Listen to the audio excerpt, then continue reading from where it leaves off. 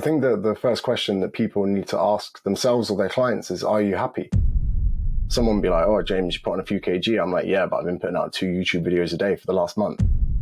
Many people choose paths of inaction every day, whether they pussy out of talking up to their boss, taking responsibility at work, asking people out, telling people how they feel.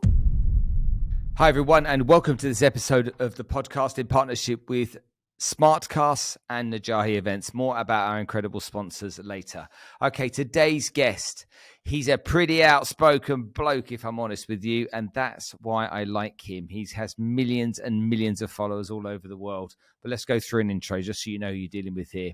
James Smith is the world's fastest growing online personal trainer. Honest, unapologetic and outspoken, yet erudite, authentic, and endlessly passionate about exposing the toxic myths within the diet culture and committed to helping people reach their goals and make positive change for good. James is a 2-time best-selling author, just released his 3rd book now, How to Be Confident, where he guides us to master our true ambitions, realize our genuine strengths, and achieve the life we want. Okay, luckily with his candid, no-nonsense advice and experience and passion, James is here to lead the way. And we've got even better news because James is here in town in Dubai for Dubai Active. The event is hosting an exclusive meet and greet with him as well. He's first in the Middle East of his tour, okay, for James Smith Live, the C Word, and that's on the 28th of October. So I want you all to go and get tickets for that because that will be fantastic. Right, let's get stuck into the podcast. Cue the music and we'll get on with it.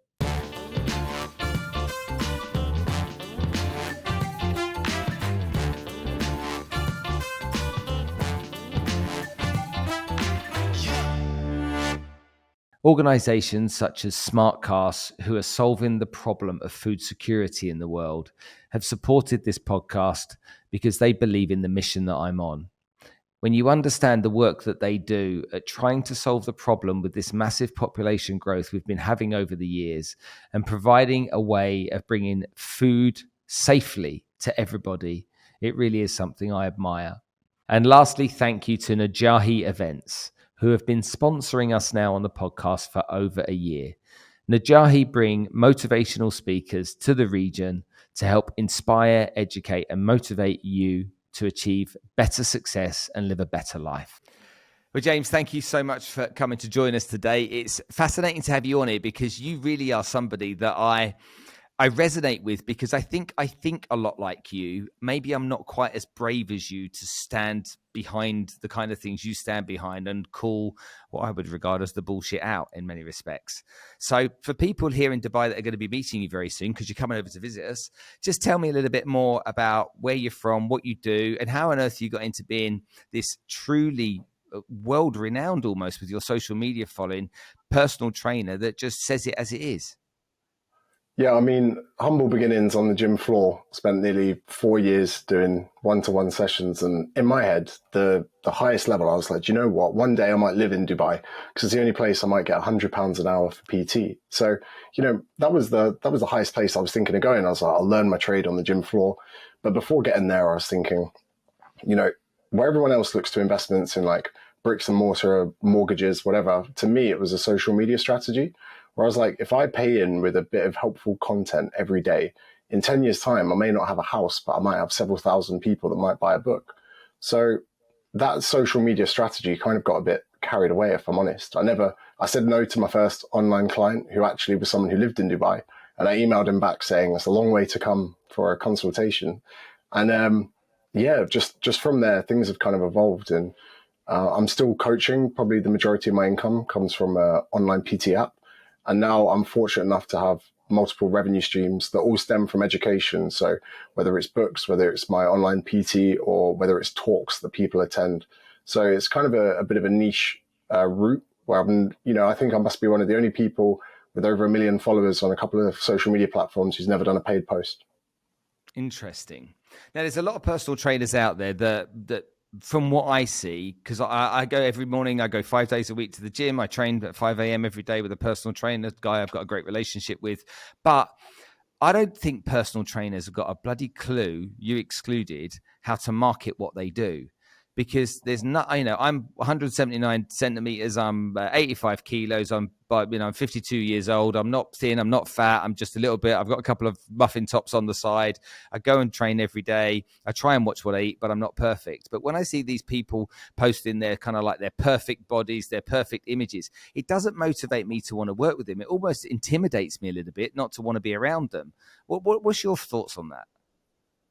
Yeah, unfortunately, I think that a lot of people are personal trainers because of the way they look. And that's a very strange kind of outcome to have in any career path. So uh, let's say that there's a small population of people that don't have to work very hard to be in good shape, or a small group of people that have values that really stem surrounding how they look, whether it's insecurities or values or whatever it is. Now, those people are then pushed into a career path of being a PT, where being a PT or a good coach really stems around empathy, wanting to help people, having a good ability to coach people. And I think that the fitness people that we see on social media that take pictures of their lunch and their tops off and whatever are kind of a very small percentile of people that don't really have anything in common with the people they need to help. And for myself, one, from a coaching standpoint, I started coaching when I was about 12 years old. I helped I did my swimming qualification to teach young kids how to swim. Then when I was at college, I did sports coaching. It was the only thing that I could do. So I did rugby, football, everything I could. So then by the time I did get lost in the corporate world and I came into coaching, I knew how to kind of help people.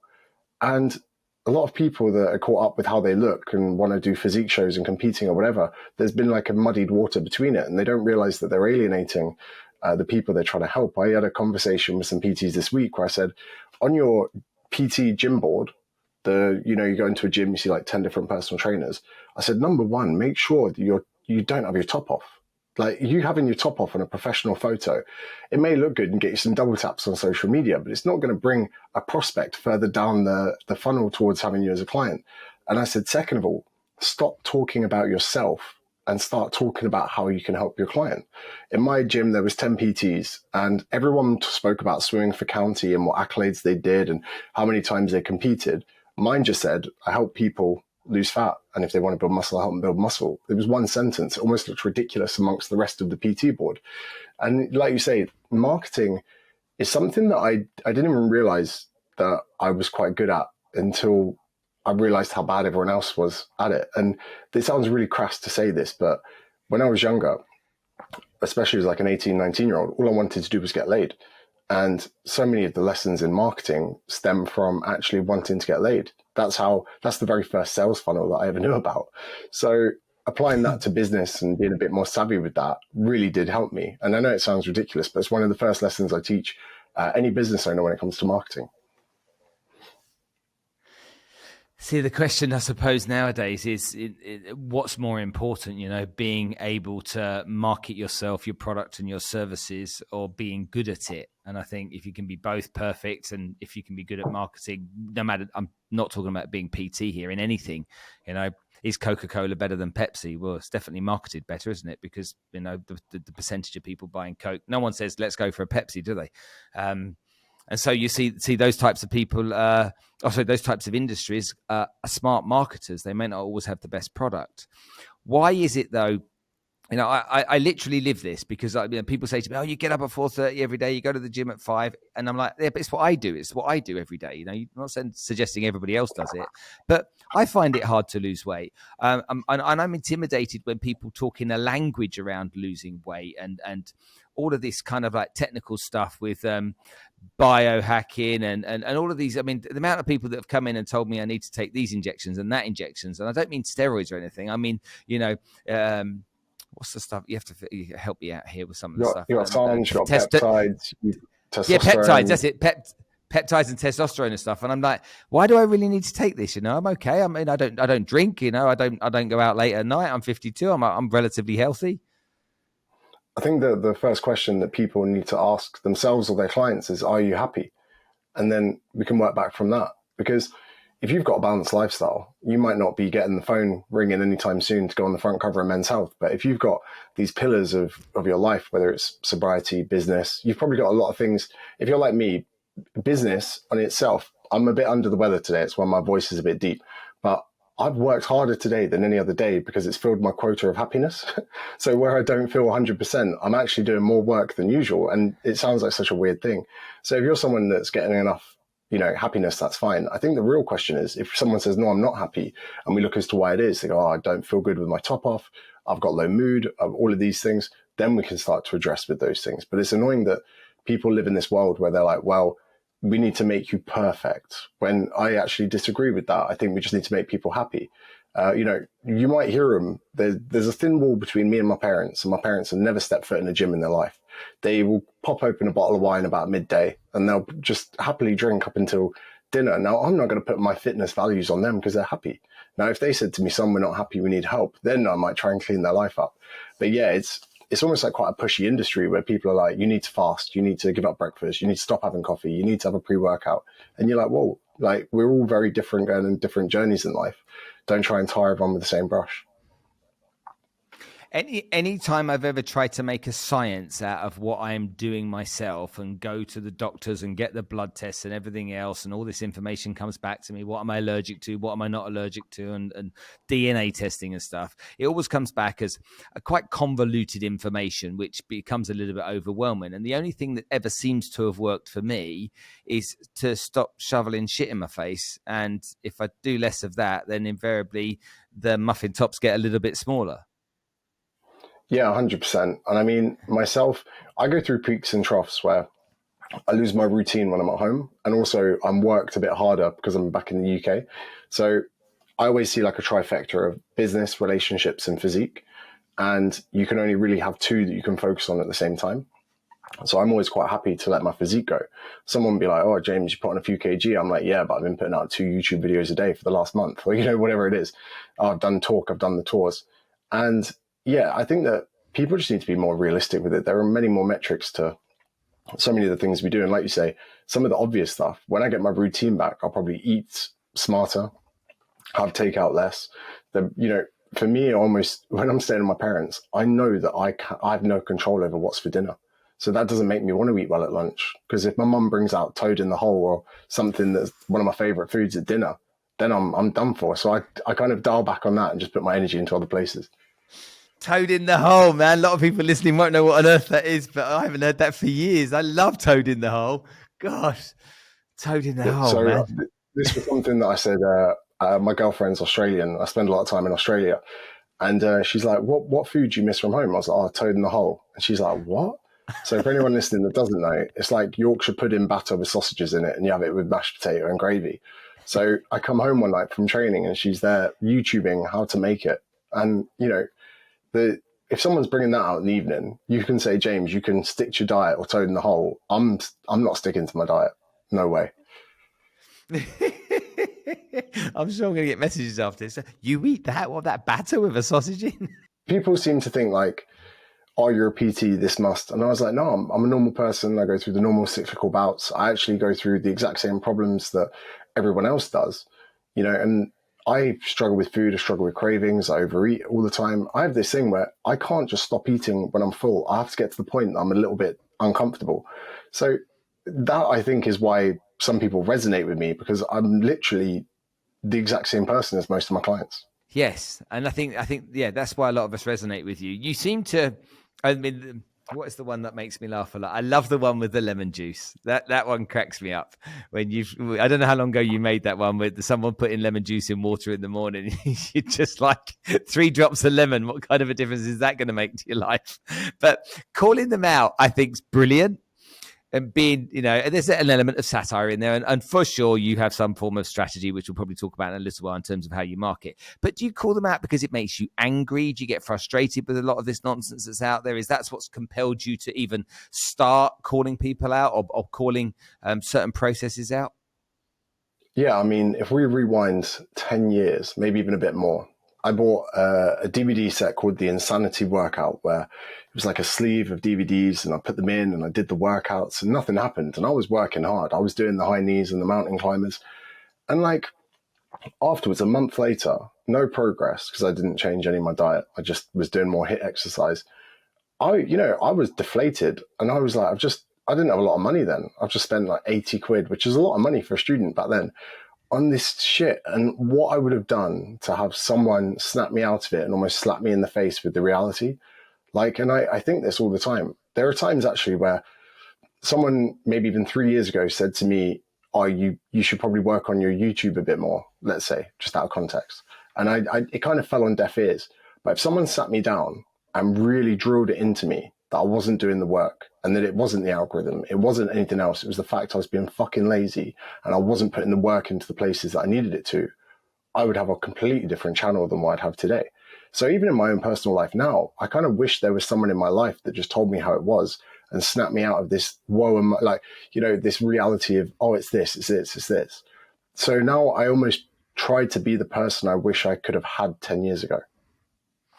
It reminds me of the old black and white movies years ago where there'd be the Humphrey Bogart and the woman, and she'd be screaming hysterically and he'd slap her in the face. And as he slapped her in the face, she'd go, and it's almost like he'd change her state in that second with that one slap in the face. I know that's not what you can do nowadays, but it's like that slap to change someone's state is what people often need, because they just get into a groove and they go into repetition of that groove. And would you agree with me about the conscious and the subconscious? I mean, the subconscious it's a risk management device. It wants us to lay on the sofa, put the Cheetos on our chest and the remote control and watch TV and don't take any risks and don't do anything that might be uncomfortable. Yeah, there's an adage and like a story, probably playing rugby about 5-6 years ago. I got dropped out the blue, middle of the season, and I went to my rugby coach and I said to him, "Why have I been dropped?" And he looked at me and he goes, "Mate, you played terrible at the weekend." He goes, "I can't believe you played that bad and missed that many tackles with your parents watching." And at the time that hurt. That was like the worst thing in my mind he could have said. But come the next week on Tuesday, I was at training early. I wasn't pissing around. I wasn't distracting anyone. I made my tackles. I hit my rucks. I went home.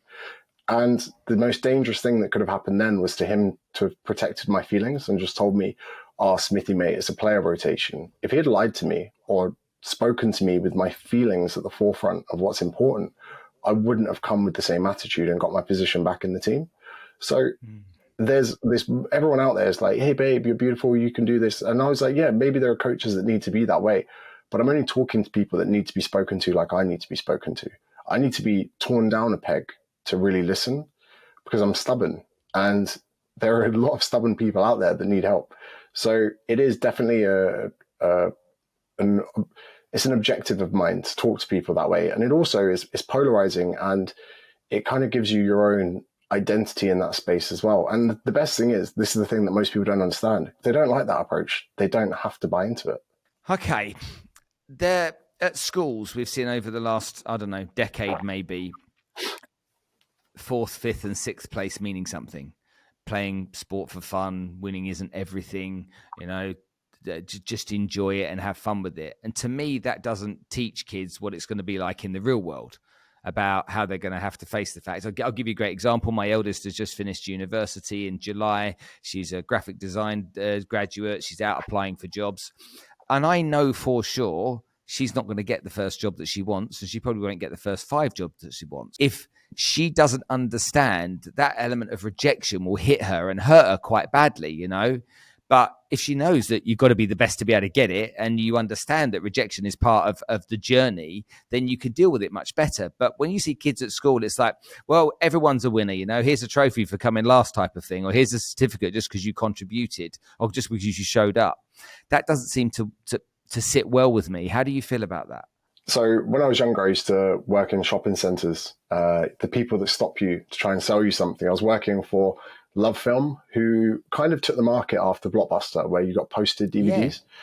Yeah. So I was in their sales team. I got £7 for a sale. So if I managed to stop you and, cultivate you into the position of wanting to convert from Blockbuster to Love Film, I got £7. And it'd probably take about 90 minutes to make each sale. So I was probably getting £5 an hour.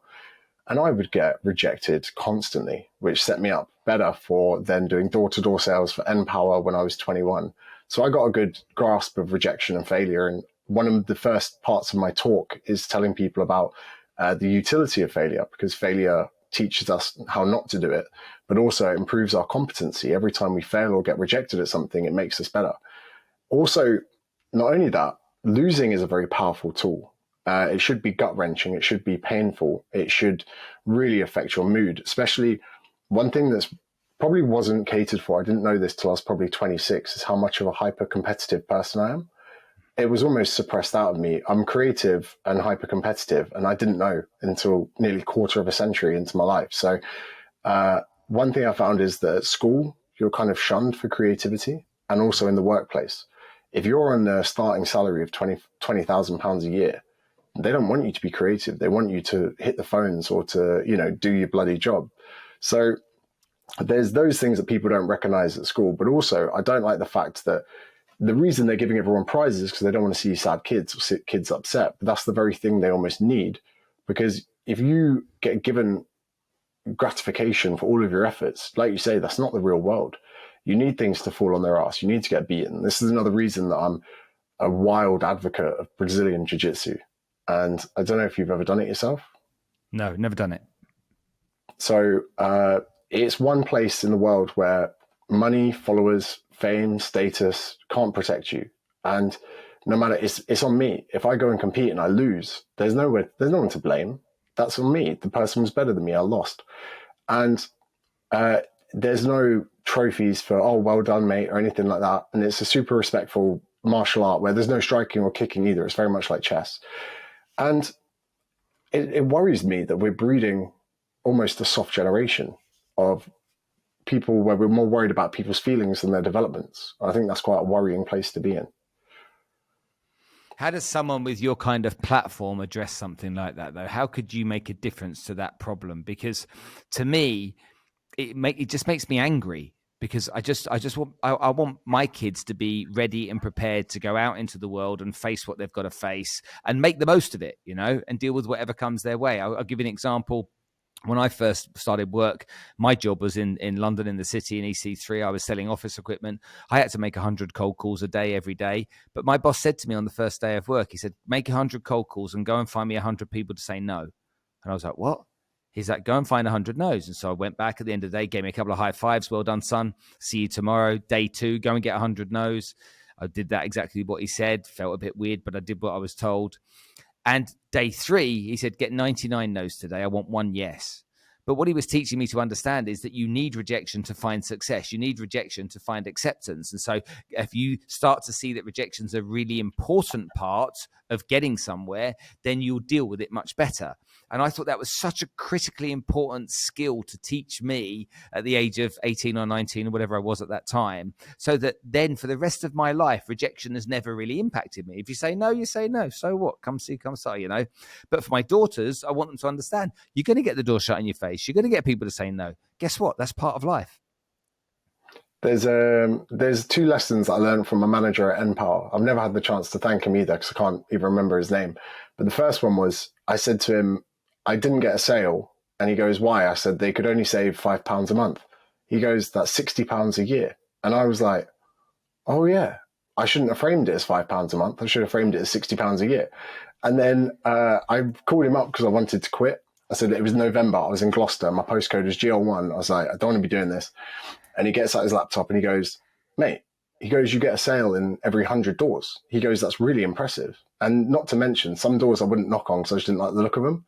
I'd go there, I'd look at the front of the house and I'd be like, your bins are out. No one else's bins are out. I'm not knocking on your door because I doubt I'm getting a sale from someone that hasn't even done their flipping bins. So then when he put it that way, similar to what you said, knock on 100 doors, you make a sale. He said, how many sales do you need for today? I was like, 3. He's like, knock on 300 more doors and put the phone down on me. And exactly that. And that's what I've tried to instill in my latest book, How to Be Confident, saying, that's what you should be practicing. And there's something that I read in a Tim Ferriss book where he gets people to ask for 10% off a coffee, not because you'll get 10% off the coffee, because you will look like an idiot in front of everyone and you will not get what you want. And we're losing touch with these kind of practices, especially in the dating world as well, where so many people are worried about talking to other people or approaching them or asking them out. I mean, if you're polite and chivalrous as a young man and you ask someone out and they have a boyfriend or they lie about having a boyfriend, that's still a huge compliment for people. For some reason, we've degraded the ability to see the upside of these things. And now we only play the downsides into our mind. And it is a worrying thing, like you say, about having kids. in some respects, there is part of me that goes, maybe let's not help everyone else. Then our kids can be super achievers. But then in the same respect, you need innovative and confident people. Otherwise, the world is not going to get better. And I'm sure you're aware of the availability bias, where the information available to us paints a picture of the reality of the world, such as when I go to Bondi Beach and I swim, everyone goes, be careful of sharks. I'm like, I'm way more likely to drown than I am from sharks. It's just the news they listen to. But if you don't have confident people, or your daughter doesn't have confident friends, that's going to degrade and negate her levels of confidence in the world itself. So it is a worrying thing. And it doesn't look like it's getting any better, does it? No, it doesn't. It feels like it's getting worse. I want to talk about your book in a second, but let's maybe give some people some examples here, because of how you go and make it. I mean, all of the personal trainers out there will be looking at you, but not just personal trainers, people that would love to have a large following, have an audience that they can talk to, people that they can impact with their stories or whatever products or services they may want to market. How long did it take you before anyone really took notice of the social media content you were creating? You would have thought I was insane for some of the first years. And I genuinely, this is one of my favorite things to tell people. My first year of posting every day on Facebook, because Facebook was before Instagram about 10 years ago. I did 800 followers in my first year, not to mention people that were my friends that joined out of sympathy. And at this point, anyone that liked my post, I would go through the likes manually and request every single person to like the page.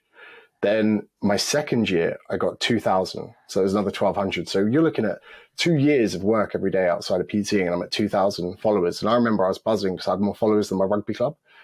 And then when we move on from there, we probably get to 4 years to get to 10,000 on Instagram. There was a bit of a lag because I realized people say, you need a business Instagram. I was like, hey, I'm a Facebook kind of guy. It was a bullshit excuse. I listened to one of Gary Vee's books. I think I was listening to Crush It. Yeah. And I sat there and I was like, I'm just being lazy. So I started my business Instagram, but let's call it 4 years to 10,000. At 3.5 years in, hi, James, you've been posting every day on social media. Have you made any money? I'd say no. And I was about 9 months into my email marketing campaigns and I'd not made one sale. And I was doing my emails daily. So people could have sat there at that point and gone, mate, you're emailing people, you're not making any sales, you're posting on social media every day, you're not making money. Then 4 years later, after that, I hit 1 million followers and 3 7-figure businesses. So like one example I used, I think I said this to my dad the other day, was a rocket uses 90% of its fuel in like the first 10% of the journey. And that's the thing that people overlook. Like I look back now at those early days and I go, wow, that guy was hustling. that guy maybe was insane. But yeah, I was probably paddling my legs underwater a little bit harder then than I sometimes do now, because I had to work full time as a PT whilst I was doing that. And yeah, it was one of those things where it was years. And it annoys me that I probably am guilty of this when I look at some fit people and I go, I joke about saying these people put in minimal work, and some fit people should turn around and go, fuck you, James. They go, I worked harder than you. I sacrificed harder than you. And you know what? I'd apologize to them and go, sorry, I made the assumption. But people make that same assumption for myself. And I'm sure you've had this over the years where when someone's like, oh, so what was your video that went viral? What was what was the thing that, and your first reaction is to want to say, fuck you. It was the 6 years of having a twitch in my eye every morning. And if people aren't willing to do an amount of work where people would think they were insane, then they're probably not doing enough that they need to break through or get into outer orbit. Okay, but as you went through that, so 800 followers, then 2,000 followers, then it slowly grew up to 10,000 on Instagram. During that journey, was there any part of you that said, sod this for a game of soldiers, this is never going to work? Yeah, there were some days I'd post 3 videos, or like I'll do a blog on WordPress that was like, what's better out, potato or sweet potato? I'd do a Facebook Live, then I'd do a really good meme. And I'd wake up the next morning, and if I got like 6 followers overnight, I'd be like, I'm doing well. That was a good post. But to wake up to a red -2, I was like, fuck, yesterday's the hardest I've ever tried, and I lost followers. So there was times like that. Players at my rugby club used to take the piss out of me. They'd be like, oh, Smithy, oh, can we have sweet potato? And I'm 20 probably 25, 26 at this point, getting ripped into by that. There were quite a few days where I definitely thought, fuck this. The main one actually was where I went to Sydney and I probably at 6,000 followers sent an email. Imagine this, right? For 10 months, I was trying to sell like an online program or like a one-off purchase, PDF, whatever it was. The one email I sent saying, do you want to do online coaching with me? Which was much more expensive. I got 10 clients from an email that were paying me £50 a week. So when I went to Australia as an online coach, which by the way, I kind of made up, they were like, what is it? I was like, I don't know. I'll give you a workout plan and we'll chat every day on WhatsApp. And these people would voice note me like they were their friends. And when I got into the gym in Sydney, it was a much more competitive space, but I'd had one foot in the water online. And when you're making £500 a week, just chatting to people on WhatsApp and looking at the videos of their squats, suddenly prospecting on the gym floor was much more difficult. And Darren, one of my best friends, was a PT in Sydney at the time. And I remember him looking at me. I was prospecting all over the floor. PTs were getting annoyed at me because I was chatting to their clients. And one day he looked at me and he was like, what are you doing here? He was like, why are you trying to get into the gym? We're all trying to get out of it. And I hadn't worked in a gym long enough to realize that's what other PTs were doing. Their ambitions were to have a career that was outside of the four walls. Mine was to give up online coaching to get back in. And I was very fortunate that time in the gym I was very demoralized from that because there was 32 personal trainers in my gym in Sydney and no one was particularly nice to me. I didn't have any friends. I was traveling on my own.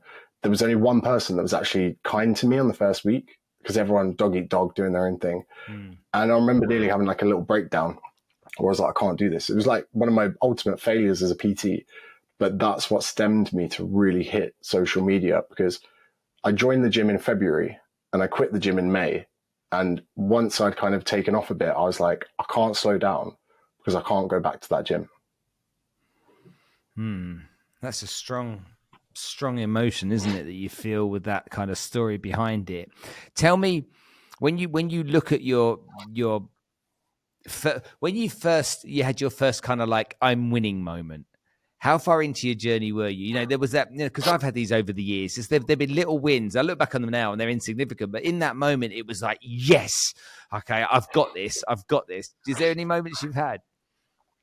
Yeah, so one of my really good friends is called Lucy Lord, and she literally was a friend from university. And when I got to Sydney, she'd always have my back, and she baked me a big cake when I hit 10,000 followers. And we sat there like, we fucking made it, because she'd been reading my vlogs. She'd been sharing them since the very first one about sweet potato. She'd been there since the beginning. She's now 2 times best-selling author, selling cookbooks and stuff. So she's really developing her business at the side now, which is cool. But I remember I had to join a franchise to join the gym. He was a sales guy. He was like, and he gave me this massive piece of paper that I had to put on my wall, and I had to write down things I was going to accomplish for the year, which is really not my kind of vibe. But I wrote on it just to fill it up. I was like, I'm going to do seminars in England and Australia. And I don't know why I wrote that, but now I had to do it. And then on it, I also had to write down what I made every month. So I remember April 2017, I did like 13,000 Australian dollars. So it's like £7,000, which is a lot for an online coach at this point. But then the next month I wrote down what I'd done, and it was about the same amount, but it was $100 less.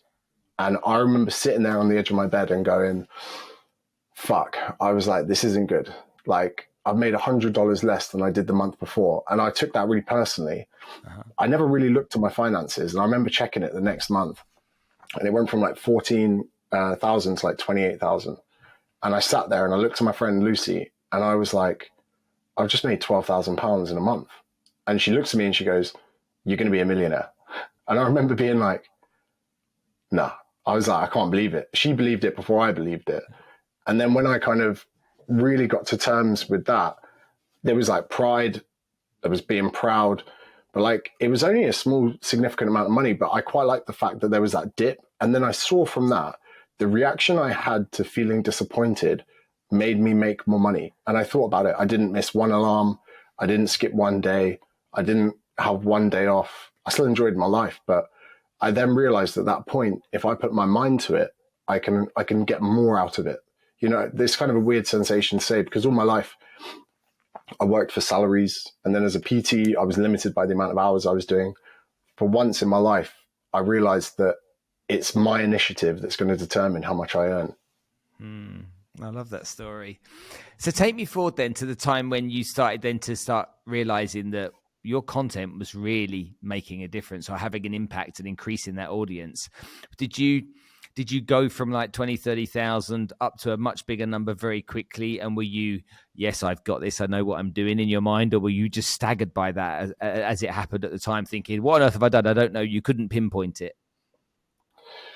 It's interesting. In the early days, I really enjoyed I realized I was never going to be in the best shape or have the most muscle, but I was one of the only people that could probably take a complex subject and make it kind of entertaining for people.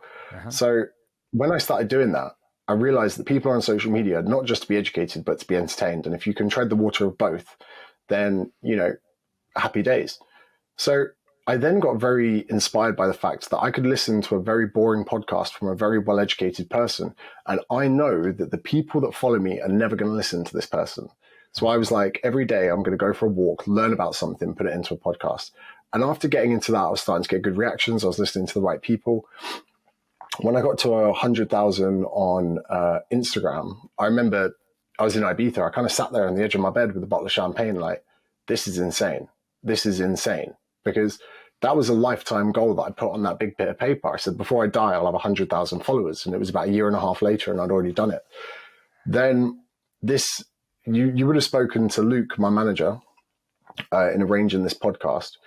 Between 100,000 and 1 million, we messaged each other every time we grew by 1,000. Every single time. So that was a little celebration we had where we would race each other. So if it went to like 774, I'd message him going 774, and he'd be like, fuck. He's like, I've been up waiting for that. He's like, I'm watching the following go up. I was waiting for that so I could message you. And then when we got to 1 million, I'll be honest, the 1 million followers thing was a bit hollow, but it's also very hard to comprehend. Mm-hmm. And over the years, this is my crass analogy that I'd use. No man should be assumptive what his girlfriend is into. And the best thing would be just to kind of ask. But where you can't ask your following what they want, you kind of have to put a blindfold on and just try out different things and monitor their reaction. So over the years since, I've tried being more educative, longer form, shorter form, tried podcasts, tried reels, all of these things. I always feel like I've been very late to the party. But again, I quite like being late to things because it motivates me. And I said before I was hyper competitive. Darren, my friend now, I show him accounts of people we don't like. And he goes, why are you sending me this? I go, they're doing better than you. And he goes, so what? I was like, mate, this is how I get out of bed in the morning. I look at people that I want to dominate. They don't even know I exist. And they put fuel in my fire. They get me out of bed. I love it. And sometimes I get so caught up in that I don't even realize what I'm doing. Now you say about it, does it feel real? Or, the journey since, I think I've just got carried away. And every time I pick someone on that little leaderboard, I pick someone else. I'm like, right, he's getting it next. And I don't think it'll ever probably sink in or feel real. That's really interesting that you say that, because a lot of people will think there's a crack team of people behind you that have an execution strategy, a plan of attack, that's all got to be executed to get to that type of following. You're spending a lot of money on outreach, a lot of money on ads, that kind of stuff to grow that audience. But from what you're telling me, that hasn't really been the case. I've got a similar story of a lady called Erica Kohlberg, who's on TikTok. She's got 9 million followers on TikTok. And she started TikTok 18 months ago with a 30-day challenge from her friends. And she's a lawyer. And I said to her, so she was here in Dubai. I'm like, tell me what you've done. She said, look, there was a 30-day challenge.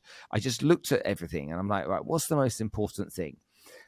Create content, not that gets comments, not that gets likes, but create content that people share. Because if you create content that people share, then you're going to be able to lead into everybody else's audience. And she said, so I just thought about that. And then I started making these videos. I'd never made them before. I was highly embarrassed about making them. And for 30 days, she made a video every day on TikTok. And by the end of that period of time, she had a good few thousand followers. I don't know what the exact number was. But she said, once I realized that the more people share stuff, the better it is for you, then I built my format out. She goes, I do it on my own, Spence. I am a lawyer. I do it on my own. And that's what I've done. And when I look at you, it's like, people don't want to know, James, that you tried different things. People don't want to know that you got it wrong. They don't want to know that you made mistakes, and they certainly don't want to know that you had 800 followers in your first year. They don't. That doesn't suit their narrative, because they want to know that there was a shortcut that you found to getting there. Just for the benefit of everyone, did you find a shortcut? Is there a shortcut, or is it just down to discipline, hard work, creativity, and keep trying? Yeah, I wish there was a shortcut, to be honest. And it's so crazy you say that, because the content side of things, like today I've made 7 pieces of content before the podcast. It's now 3:00. We started at 2 p.m. And I want to get tested for ADHD, but I haven't got like a severe case of it. And I think it's quite a trendy thing at the moment. So I don't ever want to do people with genuine disservice. I don't want to insult them by saying, "Oh, I think I've got your condition." But I have this real kind of issue where I'm impulsive to the point that when I have an idea, I have to film it and I edit it straight away. And I do it myself. It's not time efficient for me to send it to someone. And even professional videographers and editors, I don't respect the speed they edit. It's too slow. So I will film an idea and it will be posted within 15 minutes. And I do the captions myself. I do the edits myself. I taught myself how to use Premiere Pro a couple months ago. So with the content side of things, that's actually one of my most therapeutic processes of the day. I really enjoy being in a position where I can't relax if I don't do anything, because my productivity is one of my strongest values that I kind of lean on. So I did some business related tasks earlier. I then went into my TikTok and looked what people had tagged me in. And they served me up maybe 10, 15 trending videos that they know I disagree with. And they've actually served me the ones, and I picked the best one out of those to then react to. I've also then today, the digital cameras in which I use, I've got 2, maybe 3 now.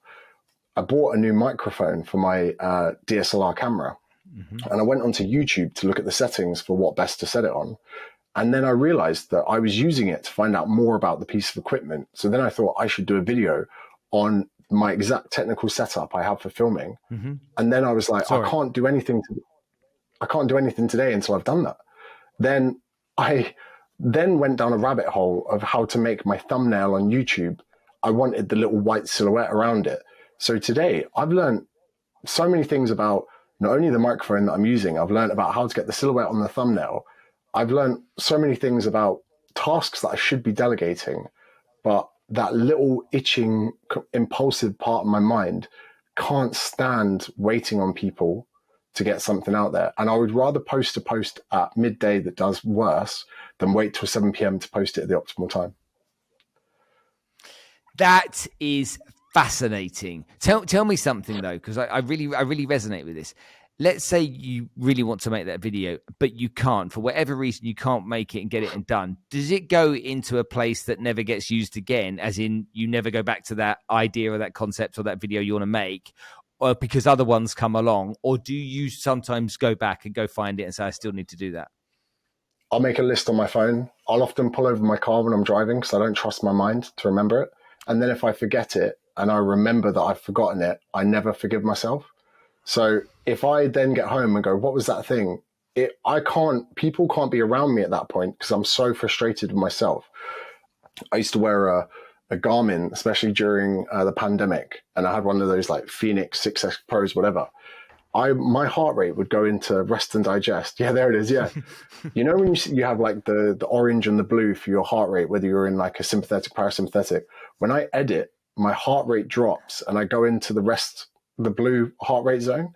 So when I put myself into what for most people is a highly strenuous, cognitively draining exercise, for me, that actually relaxes me.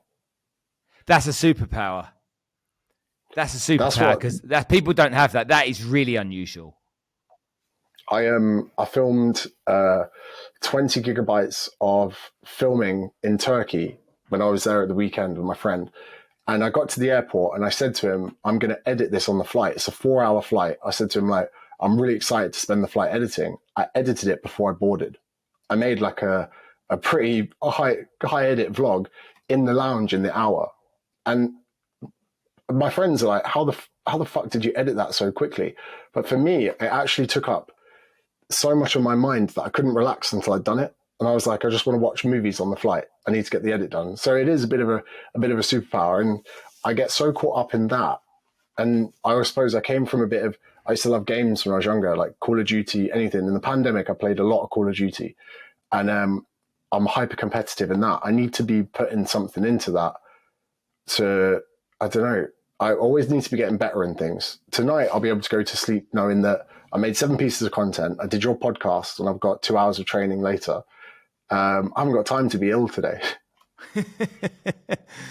Oh man, that's really fascinating. So everyone that's watching and listening to this right now, that's been sitting here, seeing someone like James that has built such a huge audience, think about this. He's doing this work himself. Of course, I'm sure there's some support there in different parts, but he's doing the work. The bit that most of us hate the most, well, big percentage hate being in front of the camera, and the other percentage hate editing. I hate editing more than you could possibly imagine. To me, what you're talking about is on that Garmin, my stress levels, my heart rate, and everything goes up. I just get angry with it because I can't do it efficiently. So it's really interesting you say that. How does someone like you then, because the way your brain works, how do you create a work-life balance for yourself? So I actually had one of my first employees this year. So 5 years into business, I hired someone, and she works with me in the office in Sydney. And I've actually, I want her to learn the way I like to edit. So to the point that she makes an edit for me, and say I've got a podcast that's an hour and a half.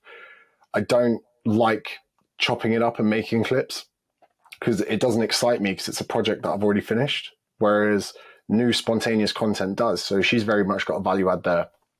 I will then send her the edit. She'll send me the edit. I will then make it how I want. I'll send it back and I'll say, can you get it as close to this for the rest of them? But when it comes to work-life balance, sleep is a big one. I love sleep. Recently this week, I can sometimes sleep for 9 or 10 hours. And that sounds really weird for like a lot of entrepreneurs, but I feel great when I sleep that long. I kind of have my no-negotiables after about 10:30. I've dated girls before where some girls are very active late at night and they prefer to lay in the morning. I wouldn't say I'm an early riser, but I'm that middle. I like waking up at 7. I like going to bed at 10:30, maybe 11. If someone's not in that sleep cycle, I'm like, I can't date you because you have too much energy at night. Or if it's the other way around and people are too energetic in the morning. So sleep is a big one. But it sounds really crazy. I enjoy my work so much. I almost feel like I'm gaming all day in some respects with the content side of things. I look like I'm looking for high scores. I'm getting beaten in some respects. I'm finding motivation. And then there's the virtue side of it where I sit back and I feel like, oh, James, all you've done today is play your game. But then I'll get emails about how my content is helping people or my academy is serving people, which I feel like a bit of a disconnect from it, especially with books. You write a book and people say, oh, your book's changed my life. And to me, that kind of was like a very well-paid diary that I'd written for a year. So it's a very bizarre experience, but to be able to satisfy so many of my needs, and I think my needs are quite primitive needs. And this is something I've only discovered this year, where I feel like if I was in a pack of 200 adults in a tribe, I'd be the one that's like, let's go out hunting and let's bring back the biggest boar that we can, or whatever it is, that would be me. And then I'd see the other village with a bigger boar and I'd be like, lads, get your sticks, we're going back out. I feel like there would have been such a great place for me in primitive society. And now I'm just trying to accommodate my needs in the modern world. You're onto your third book. How old are you now? 33. Do you like writing books? I love it, to be honest. Like, it's very calming for me as well to spend, say, an hour a day. And I say to people all the time, it's not actually that impressive to write a book. Like if I put a gun to your head or anyone's head and I said, here's unlimited coffee and, you've got to research a topic for 15 minutes and then write your own thoughts about it. And we're going to collate and assimilate that after a year and put it together. That's not impressive. The impressive part is believing you can do it. And that's like a bit of a hippie thing to say, but, people can apply that to whatever. They might not think they're capable to build a business, but if they're capable of working on something that could serve people or, provide problems, whatever. So yeah, I very much like it. Again, my manager, the same person who we used to message each other every time. Both of us are a bit batshit crazy in the sense that there's no one really crazy enough to go to Manchester to stay overnight when you've got an event in Cardiff the next day to sign 50 books at Waterstones, but we are.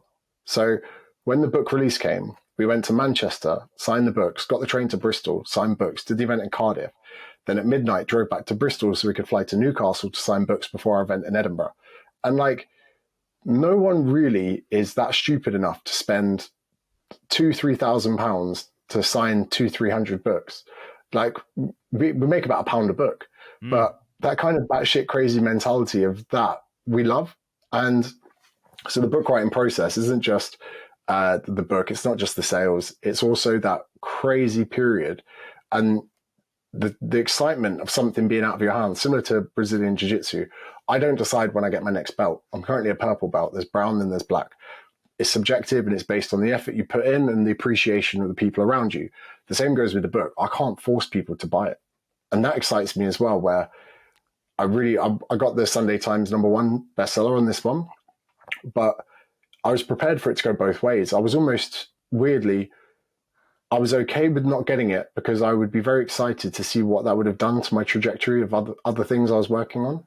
If you know, so really enjoyed this last one. It was nice not to write about fitness. The second one's more about lifestyle values and work-life balance. This one was pretty much, if I was to summarize it in a minute, many people choose paths of inaction every day, whether they pussy out of talking up to their boss, taking responsibility at work, asking people out, telling people how they feel. And when you go through big periods of your life without ever taking the path of action, you need something, an umbrella, a guise, a mask to wear that excuses that fact. And people saying they're not confident is the perfect one. And I challenge people that really being or lacking confidence is maybe that is your personality trait, or maybe it's a bullshit excuse that you use to not take action. And the book is to inspire people to maybe challenge them on that and pick areas of their lives they could take more action. I mean, social media for a start, who hasn't fucking got Wi-Fi and a smartphone and an opinion? You know, like Twitter is all right for people because they hide behind it, but we're in a world where short form video content is king. The apps that caption your content are free. So many people are just picking an action. It's a very fair landscape that anyone with a few £100 can very much compete in the big dog leagues of social media to get attention for their businesses. Absolutely. Do you think that the book calls people out or gives them the tools? It does a bit of both. So first of all, I need to call people out to be like, look, there's 16 personality traits. Confidence isn't one of them. And to say to people like, being more confident, if you were to imagine a confident person, they're happier, they're more successful, they're more comfortable, they're better in relationships, like all of these things. Like confidence is like a superpower in some respect. Then I give people little tools. So now instead of seeing levels of confidence and personality or who they are, I get them to see every interaction in life as a chance to take action or inaction. But one of my favorite lessons from the book is that if you choose a path of inaction, you open a loop mentally where if you didn't tell that person how you felt, you think about it all day. If that boss says, hey, does anyone fancy doing this task? And you shy away from it and someone else takes it, that haunts you.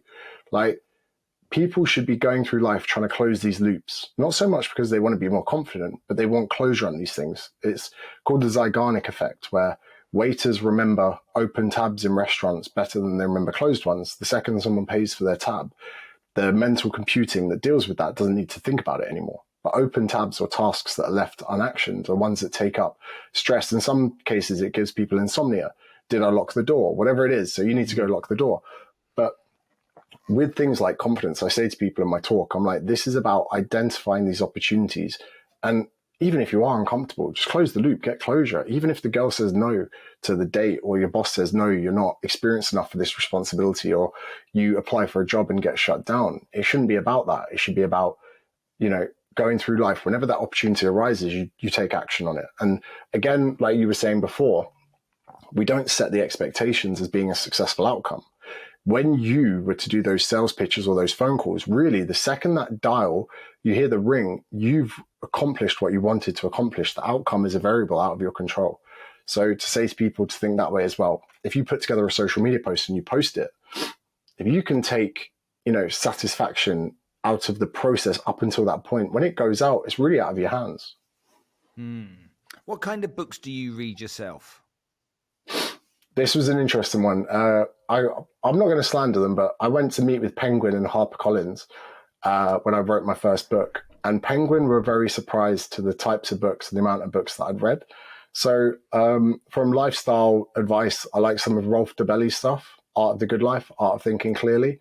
I like Mark Manson's stuff. Ryan Holiday is one of my favorite authors as well. Whenever anyone comes to me in turmoil, I send them to read Obstacle is the Way. When my friends start to experience success, I send them to Ego is the Enemy, books that have all helped me through my journey as well. I got into a couple fiction books to try and help my email marketing skills at some point.